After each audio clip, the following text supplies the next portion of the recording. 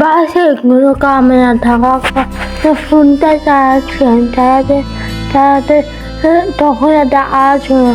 দেখি ওটার মেসেজ। আমার একটা বন্ধু সে মেসেজটা দিয়ে ফেলেছে।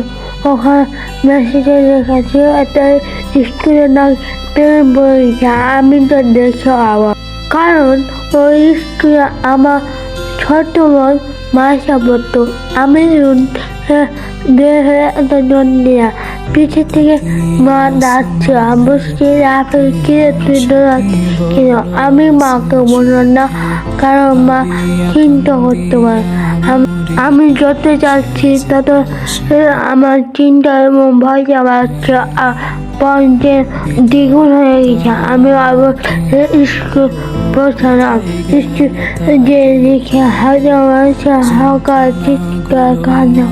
ইতিমধ্যে আমার দুটো ফ্রেন্ড আমার কাছে পৌঁছে গেছে। আমি আর আমার আমার ছোট বাসায় খুঁজতে লাগলাম। সেখানে সুবিধে পড়ে খুঁজতে ইতিমধ্যে বাবা মা চলে আসলো। আমি সবাই খুঁজছি, সে মধ্যে আমার পায়ের নিচে একটা গিফট হলো। উঠে দেখি মেসেজ, আর ওটা দেখি আমার ছোট বোনের কথা মনে করলো, কারণ এটা আমি তার জন্মদিনে তাকে দিয়েছিলাম। তখন আমার ছোট বোনকে খুঁজতে অবশ্যই তাকে পাওয়া গেল।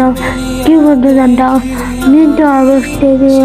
আর আমি জোরে করে চিৎকার দিয়ে আমার মায়ের সে সময় তখন মনে পড়ে গেল সে স্কুলে আসার সময় বলেছিল, ভাইয়া তুমি কোচিং থেকে ফিরে আমার চোখে যাবো। আমি তাকে বলেছিলাম যে না, পারবো না। ও কি কান্নাটা! তো আমি বলেছি যে আচ্ছা বাবা, আনবো।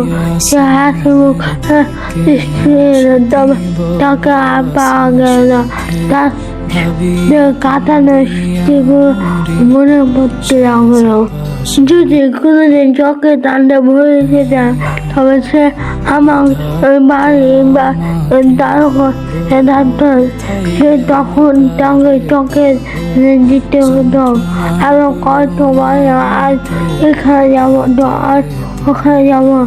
এখন আর এগুলোকে বুঝবে না, ভাবছে না, বুটটা ফেটে গেছে আমার।